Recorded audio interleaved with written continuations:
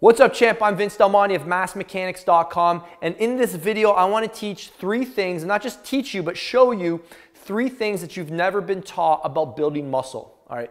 Now, if you're interested in just moving a lot of weight, if you're focused on just building your ego and not your body, if you've got no care in the world about how your joints are performing in a couple years from now, 10, 15 years from now, click away right now. You walked in the wrong room. This video is not for you. This is about guys who are all about longevity.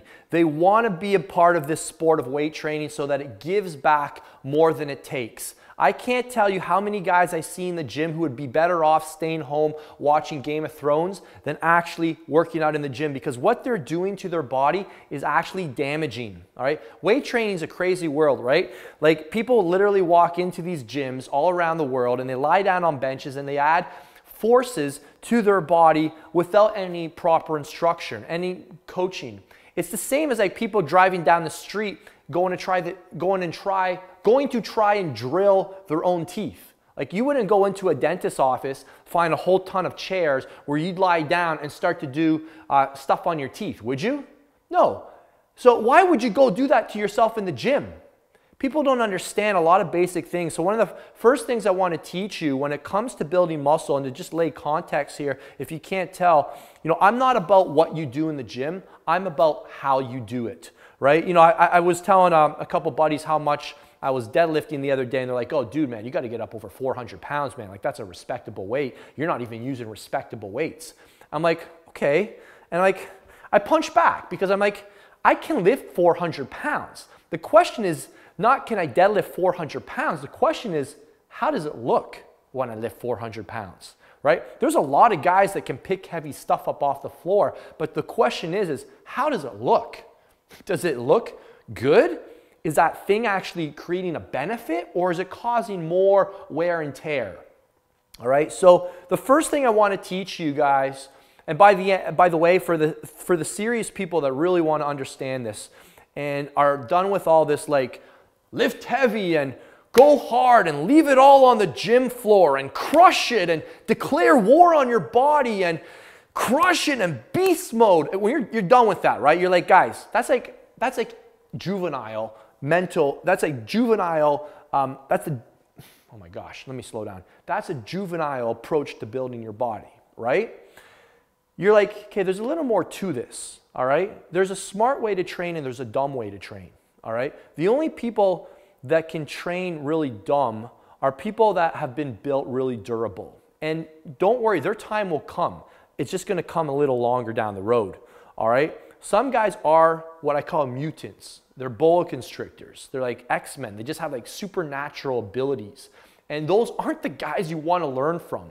You want to learn from fragile guys like me, guys that like get beat up easily, because I've learned how to still build my body without causing more harm than good. All right, there's been way too much foreplay. Let's get into the video here. And I want to talk about the first thing nobody's taught you about building muscle, and it's the principle of disadvantages.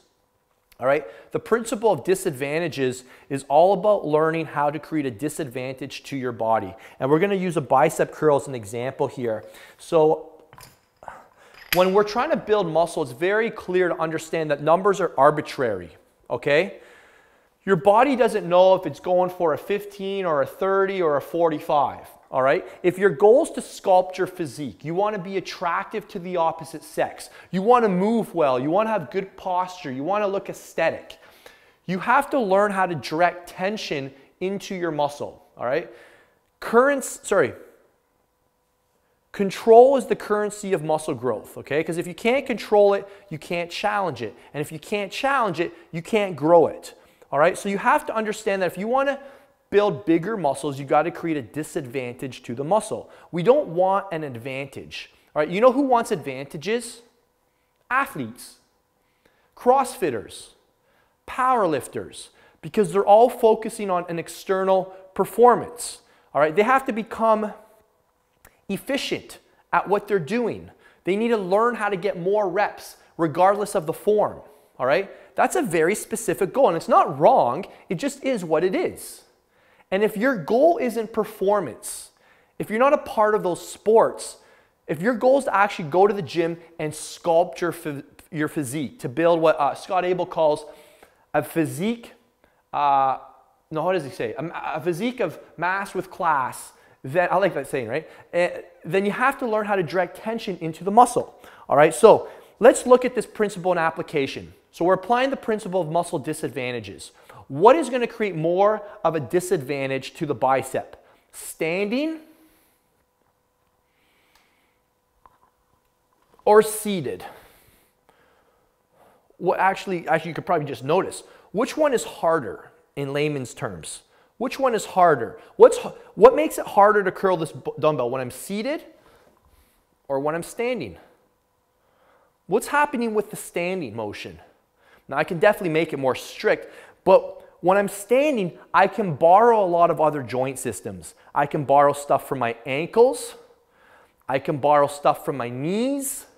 I can borrow stuff from my hips. I can borrow stuff from my trunk. I can borrow a lot of stuff to create what's called momentum.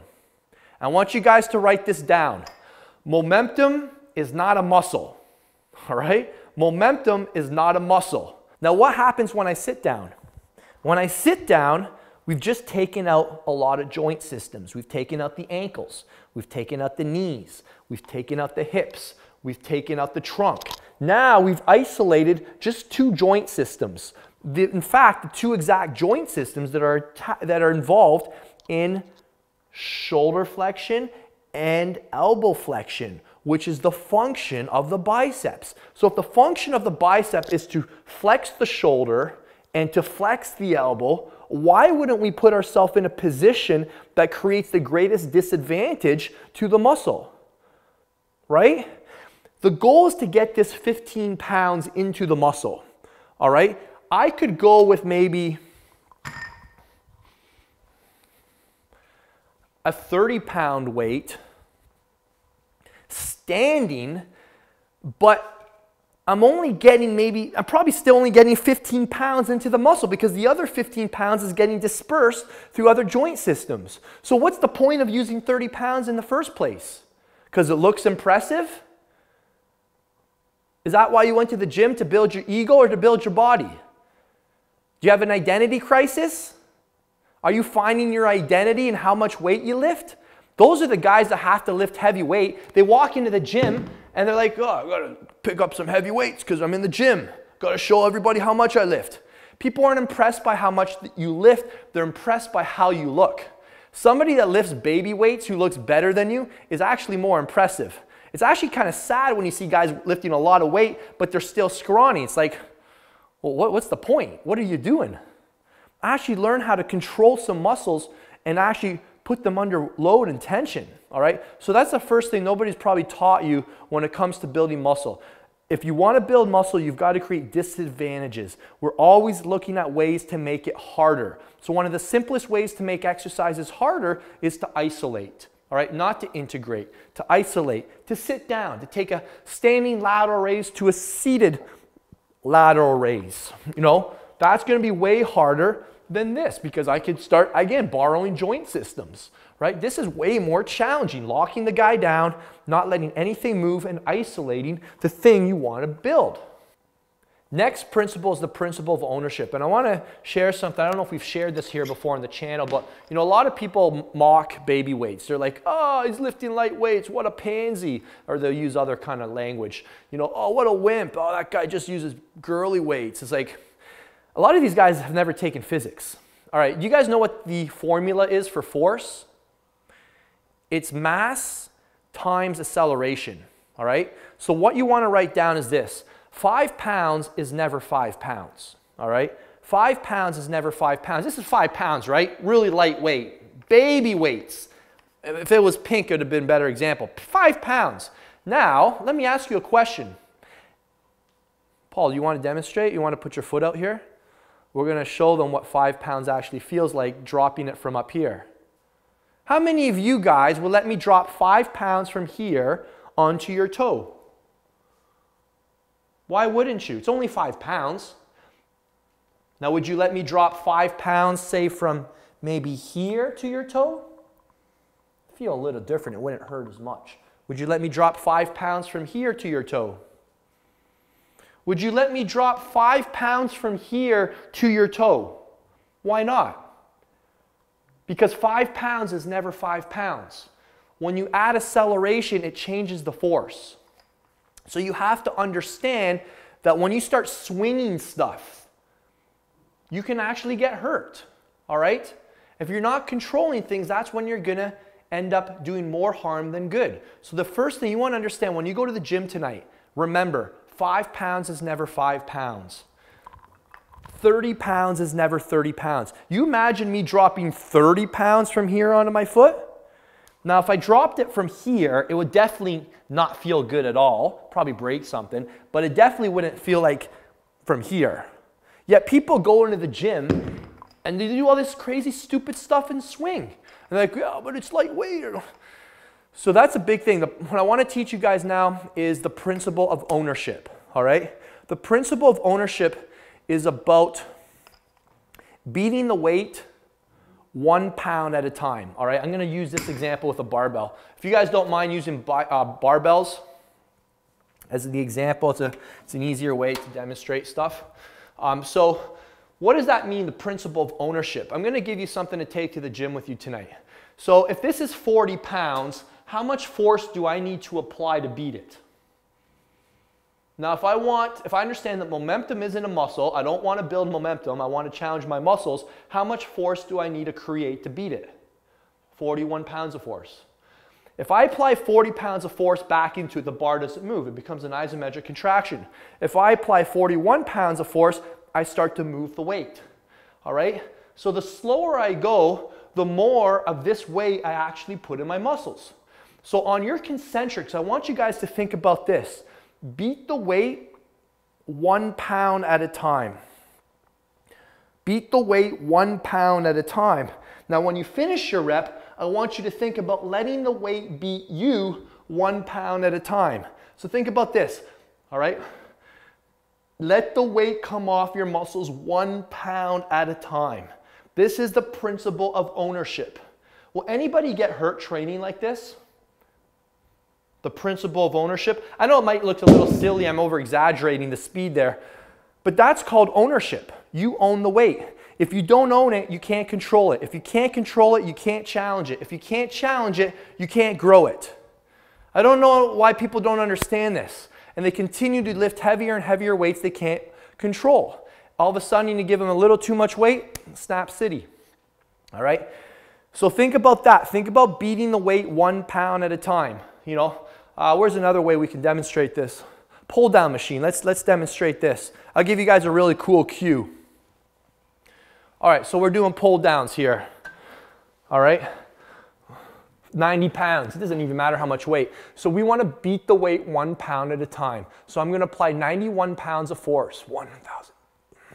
And I'm going to just beat it, keep beating it 1 pound, beat it 1 pound, beat it 1 pound. Just keep overcoming it. Now here is where I'm going to let the weight start to beat me. I'm going to make my body feel really heavy. I'm going to keep my butt in the seat. I'm going to let my lats lengthen without changing my body position. I'm actually using my muscles to move the weight.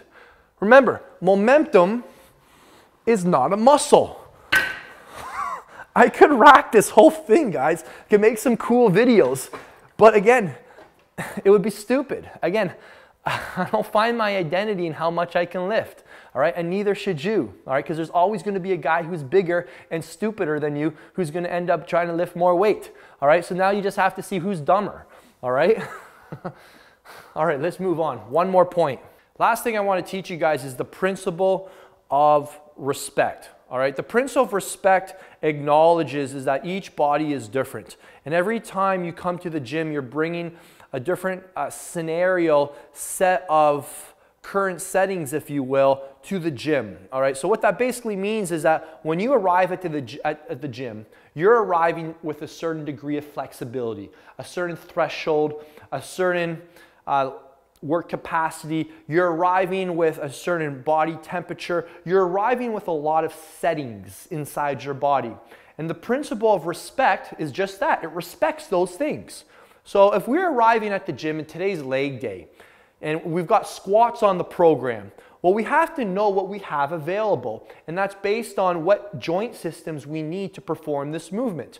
So, you know, we need some dorsiflexion, plantar flexion. We need some ankle mobility. There's some stuff here that we need available. All right, we need some stuff available at the knee. We have to be able to see what kind of range we have here. Most importantly, we have to see what we have available at the hip.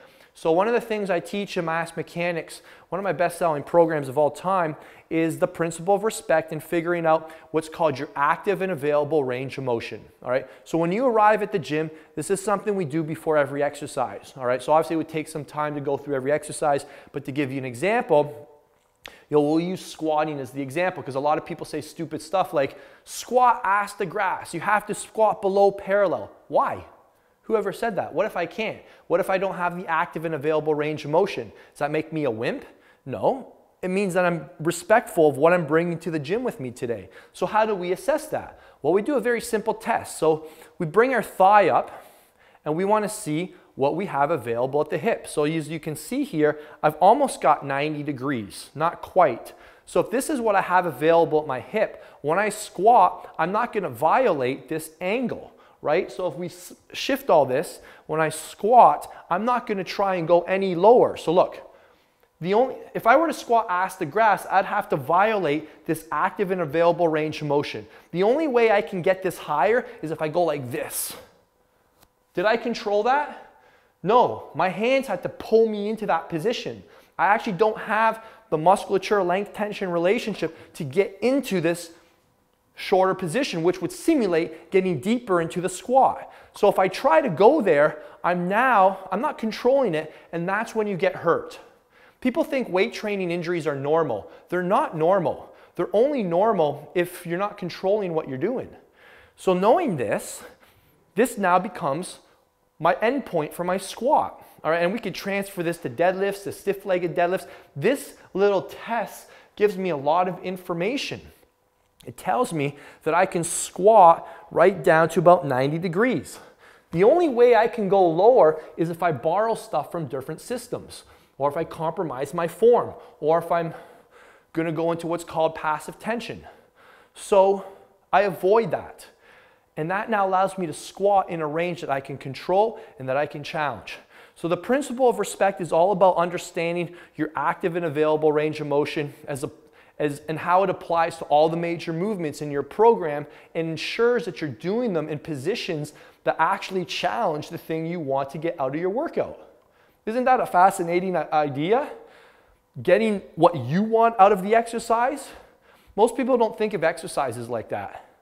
So you always want to look at what's the goal of this exercise. The goal here is to challenge some challenge some quads and challenge some butt muscles. So how do I do that? Well, I've got to be in a range that I've got available. If that's this, that's fine. Let's work that. Let's have a great workout in that range.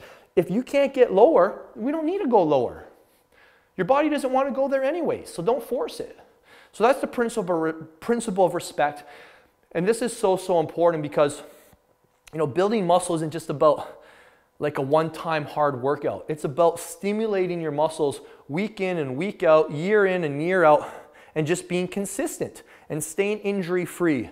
So these three principles, the principle of disadvantages, the principle of respect, and the principle of ownership will help you build muscle into your 40s, your 50s, and your 60s. And because I'm so passionate and I'm so excited about sharing this with individuals to keep you in this game long term so that this thing gives back more than it takes from you, I've created a program called Mass Mechanics. It took me over 5 years to make, over $20,000 of personal education until I felt ready to release this program. And I'll put a link on the screen, massmechanics.com. If you can't click there, click the first link in the description, massmechanics.com. It'll take you to a page that will talk to you more about the importance of baby weights and more bro myths we bust that I couldn't cover in this video. And it'll tell you about a 5-hour how-to execution database, exercise execution database, which will go through over 5 hours of in-depth coaching on all the major exercises you can think of. And it'll tell you exactly what to think about, how to do it. It gives you cues. And we apply these three principles to all these different exercises. All right, everybody tells you what to do, but nobody's showing you how to do it. All right, and that's what Mass Mechanics is dedicated to. It'll be the most Game-changing I hate that word game-changing. I always hate when people say that. So sorry I said that. It'll be the most impactful investment you ever make, all right? And you can learn more about it at the link below. If you enjoyed this video, give it a thumbs up. If you need anything else from me on the subject matter, let me know, and I will see you guys next time. Thanks so much for watching.